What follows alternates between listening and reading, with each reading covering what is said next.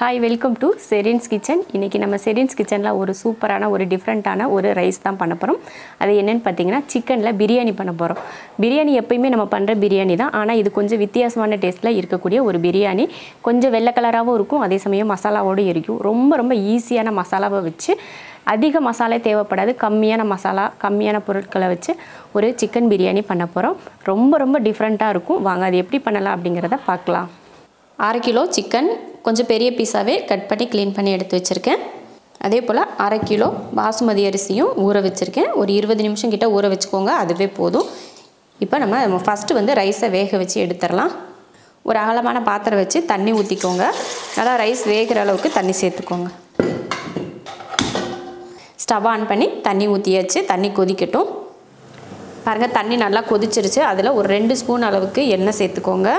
நம்ம எப்பயுமே ஃப்ரைட் ரைஸுக்கெல்லாம் பார்த்திங்கன்னா எண்ணெய் சேர்ப்போம் இல்லையா, அது போல். ஏன்னா அரிசி ஒட்டாமல் வர்றதுக்காக 2 ஏலக்காய், 2 துண்டு பட்டை, 2 கிராம்பு, ஒரு பிரிஞ்சி இலை, ஒரு 1/4 ஸ்பூன் அளவுக்கு ஜீரகம், கொஞ்சம் மல்லித்தலை, கொஞ்சம் புதினா, தேவையான அளவுக்கு உப்பு.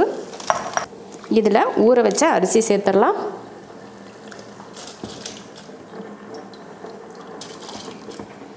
ஒரு 5 நிமிஷத்துக்கு அரிசி நல்லா வேக வச்சுட்டு அதுக்கப்புறமா வடிச்சுக்கலாம். வேக வச்சு இப்போ ஒரு 5 நிமிஷம் கிட்ட ஆயிடுச்சு. பாருங்கள், நல்லா வெந்திருக்கு. அதே சமயம் அரிசியும் உடையாமல் இந்த மாதிரி வேக வச்சு எடுத்துக்கோங்க. அதே போல் குழைய விட்டுறாமல் வேக வச்சுக்கணும். ஒரு 3/4 பக்குவத்துக்கு இருக்கிற அளவுக்கு நீங்கள் வேக வச்சுக்கிட்டிங்கன்னா போதும். இப்போ இதை இறக்கிட்டு இந்த தண்ணியை வடித்து எடுத்துடலாம். பாருங்கள், தண்ணியை வடித்தாச்சு. இப்போ சிக்கனை தாளித்து விட்டுறலாம்.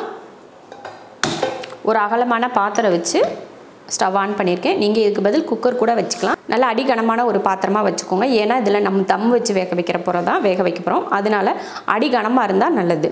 இப்போ இதில் எண்ணெய் சேர்த்துடலாம்.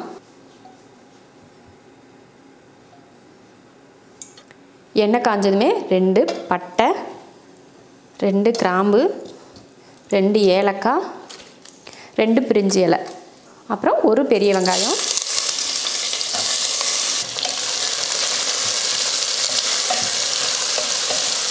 வெங்காயம் நல்லா கலர் மாறி வரட்டும், அது வரைக்கும் வதக்கிக்கலாம். வெங்காயம் பாருங்கள், இந்தளவு நல்ல பொன்னிறமாக வதங்கிருச்சு. 1 ஸ்பூன் அளவுக்கு இஞ்சி பூண்டு பேஸ்ட் சேர்த்துக்கலாம்.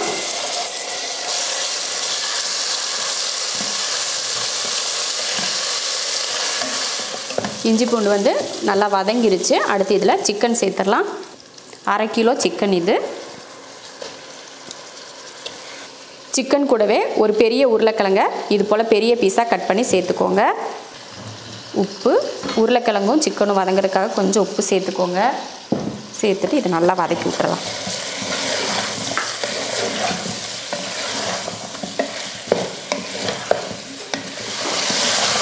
ஒரு 4 நிமிஷம் 5 நிமிஷத்துக்கு உருளைக்கிழங்கையும் சிக்கனையும் இது போல் வதக்கி விட்டுக்கோங்க. உப்பு போட்டு வதக்குங்க, அப்போ தான் சிக்கனில் நல்லா உப்பு பிடிக்கும். இதில் ஒரு 1/2 ஸ்பூன் பிரியாணி மசாலா சேர்த்துக்கோங்க. பிரியாணி மசாலா இல்லைன்னா கரம் மசாலா சேர்த்துக்கலாம். நீங்கள் இதையும் கலந்துடலாம். நல்லா இந்த மாதிரி வதக்குனதுக்கப்புறம் இதில் தயிர் சேர்த்துக்கலாம். நான் 100 கிராம் தயிர் சேர்த்துக்கிறேன். தயிர் சேர்த்துட்டு அதையும் வதக்கிடலாம்.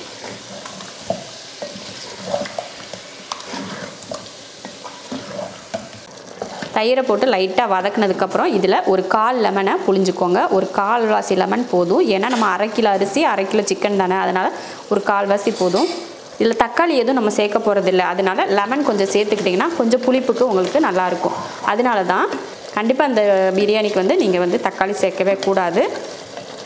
அடுத்து 6 பச்சை மிளகாய் நான் சேர்த்துக்கிறேன். ஏன் லாஸ்ட்டில் சேர்க்குறீங்கன்னா பச்சை மிளகாயோட கலர் மாறாமல் இருக்கணும் அப்படின்றதுக்காக தான் நான் லாஸ்ட்டில் சேர்த்துக்கிறேன். அப்படி இருந்தும் நல்லா வெந்துடும்.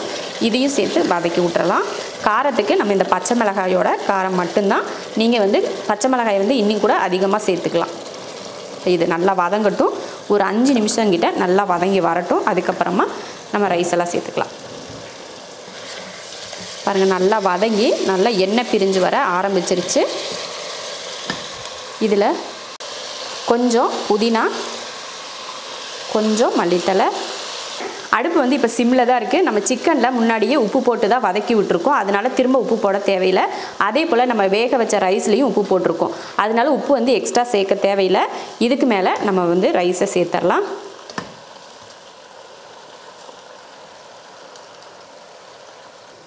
சேர்த்துட்டு இந்த படியில் ஒரு படி அரிசி நம்ம சேர்த்துக்கிட்டோம் இல்லையா, அதில் அரைப்படி தேங்காய் பால், உங்களுக்கு தண்ணியோடு இருக்கிற தேங்காய் பாலாக இருந்தாலும் சரி, கெட்டி தேங்காய் பாலாக இருந்தாலும் சரி, அது உங்கள் விருப்பம். அதை இப்படி மேலே ஊற்றி விட்டுருங்க.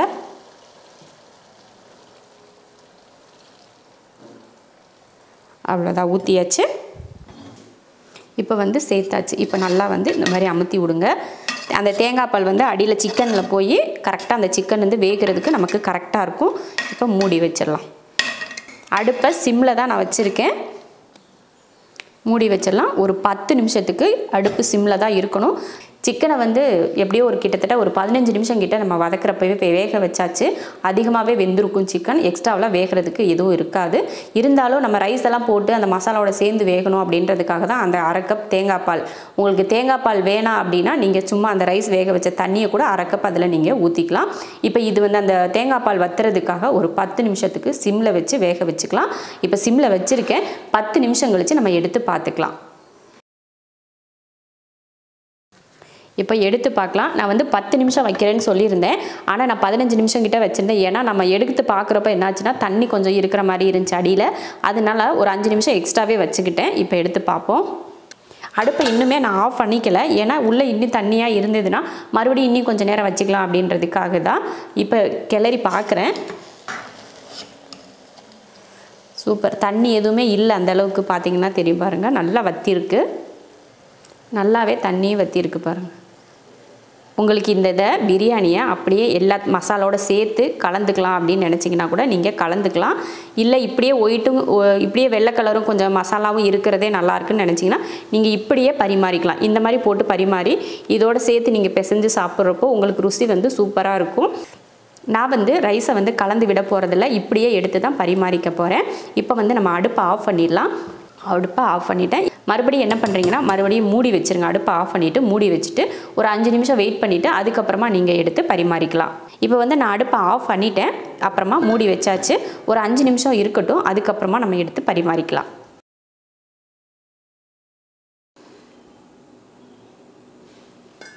ரொம்ப ரொம்ப ஈஸியான செஞ்ச ஒரு பிரியாணி இது செய்ய தெரியாதவங்க கூட செய்யலாம். அந்தளவுக்கு ரொம்ப ஈஸியானது. நம்ம பிரியாணி மசாலா போடுறதுக்கு பதில் நீங்கள் கரம் மசாலா கூட சேர்த்துக்கலாம். அதுவே உங்களுக்கு போதும். ரொம்ப மிளகாத்தூள், மல்லித்தூள், காரம் எதுவுமே இல்லை. ரொம்ப ஈஸியான ஒரு மெத்தடில் செஞ்சுருக்கோம். உருளைக்கிழங்கும் சிக்கனும் போட்டு இதே போல் ஒரு பிரியாணி நீங்களும் செஞ்சு பார்த்துட்டு எப்படி இருக்குன்னு சொல்லிட்டு கமெண்ட்டில் சொல்லுங்கள். பிடிச்சிருந்தா லைக் பண்ணிவிட்டு ஷேர் பண்ணிவிட்டு நம்ம ஷெரின்ஸ் கிச்சன் சேனலை சப்ஸ்கிரைப் பண்ணி பக்கத்தில் இருக்க பெல் ஐக்கானை கிளிக் பண்ணி வச்சுக்கோங்க.